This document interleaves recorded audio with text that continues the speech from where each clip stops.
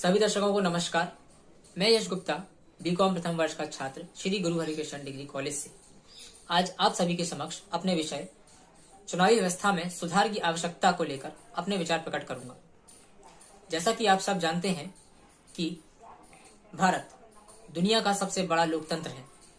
चुनाव इस लोकतांत्रिक प्रणाली का राजनीति में सबसे अभिन्न और महत्वपूर्ण हिस्सा है। लेकिन सच्चा लोकतंत्र तभी काम कर सकता है जब सत्ता कार्यालयों में चुनाव स्वतंत्र एवं निष्पक्ष तरीके से हो। आप लोग ये बात जानते ही होंगे कि कई लोग देश में चुनाव व्यवस्था को भ्रष्टाचार का आधार मानते हैं। इसकी कुछ तो वजह भी होंगी। चलिए उनमें से कुछ वजह के बारे में हम जरा बात कर लेते हैं। पहला कारण मनी पावर। जो उम्मीदवार होते हैं वो क्या करते हैं, कई करोड़ों रुपए यूं ही अपने प्रचार प्रसार में उड़ा देते हैं, खर्च कर देते हैं। इस प्रचार प्रसार में गिनती के कुछ काम ही होते हैं, जैसे कि जुलूस निकालना, पर्चे उड़वाना, अपने नाम के कई सारे बैनर लगवा देना। इस मनी पावर के ऊपर रोक भी है, एक अंकुश भी है। चुनाव आयोग ने इस अपने प्रचार प्रसार के लिए लगाने वाले पैसे रकम की एक निश्चित सीमा तय कर रखी है, लेकिन उम्मीदवार इससे अधिक पैसा खर्च कर देते हैं। दूसरा कारण बाहुबल, अर्थात अपने ताकत का इस्तेमाल करना अपनी पार्टी को जिताने के लिए। पिछले कुछ दशकों में ऐसी अवैध घटनाएं सामने आई हैं जहां मतदाताओं को परेशानियों का सामना करना पड़ा है। बाहुबल के अंतर्गत हिंसा, धमकी देना, बूथ कैप्चरिंग करना आदि जैसी हरकतें हुई हैं। इसमें मतदाताओं को बहुत सारी परेशानी झेलनी पड़ी। तीसरी, जातिवाद। जातिवाद यह तो बहुत ही गंभीर समस्या है हमारे देश की। इतने साल हो गए स्वतंत्रता के, उसके बाद भी ये जातिवाद खत्म नहीं हुआ और उम्मीदवार इसका फायदा भी उठाते हैं। कुछ समय से ये प्रचलन में है कि कुछ जाति समूह अपने नेताओं को ही, अपनी जाति के नेताओं को वोट देते हैं और उन्हें जिताते हैं। ये जातिवाद लोकतांत्रिक देश को और समान देश को एक धब्बा प्रदान करता है।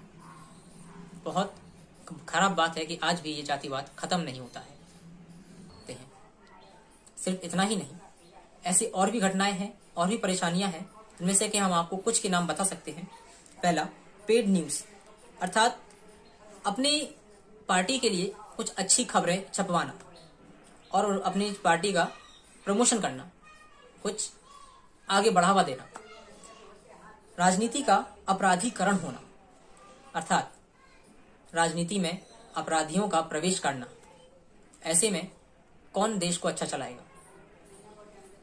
जब तक हमारे देश में कानूनन वह आदमी जो कि अपराधी है उसको अपराधी सिद्ध नहीं कर दिया जाता, उसको अपराधी नहीं कहा जाता।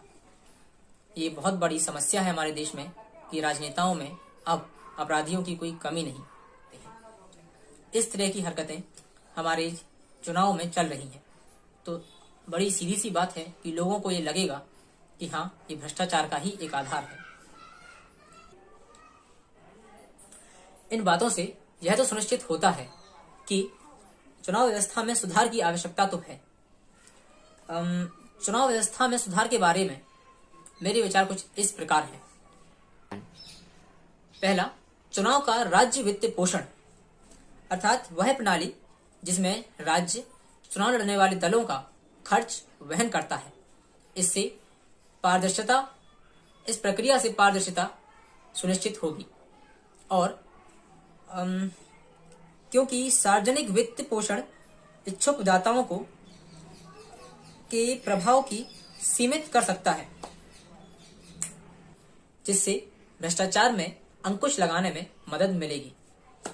दूसरा, पार्टी व्यय पर सीमा। अब पार्टी व्यय पर सीमा, इसका अर्थ है कि पार्टी को अपने प्रचार प्रसार पर एक सीमा लगा देनी चाहिए और इनके खर्च पर लेखा जोखी भी होना चाहिए, ताकि ये जो उम्मीदवार हैं जवाबदेही भी हो सके। तीसरा, एक साथ चुनाव। ECI, election commission of India द्वारा चुनावों में लागत कम करने और राजनेताओं द्वारा खर्च करने सहित कई सारे अंतर्निहित फायदों के कारण अब वक्त आ चुका है कि चुनाव को एक साथ जारी किया जाए। मतदाताओं के स्तर पर सुधार क्या है? मतदाताओं को अपने वोट के बारे में शिक्षित करने की बहुत ही आवश्यकता है। उन्हें उस उम्मीदवार के बारे में पूर्णतः अवगत कराने की आवश्यकता है जिससे कि वो लोग अपना मत यानी कि अपना वोट देने जा रहे हैं। इससे वो लोग भी वोट पा सकेंगे जो उन्हें मुफ्त में लुभाने की कोशिश कर रहे थे, जिन्होंने वोट खरीदने की गलती नहीं करी।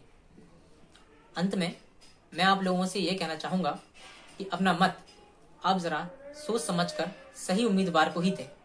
आपका एक मत हर बार बहुत जरूरी होता है। सिर्फ आपका ही एक मत पता नहीं किस खराब नेता को ऊपर उठा दे और किस अच्छे नेता को नीचे गिरा दे।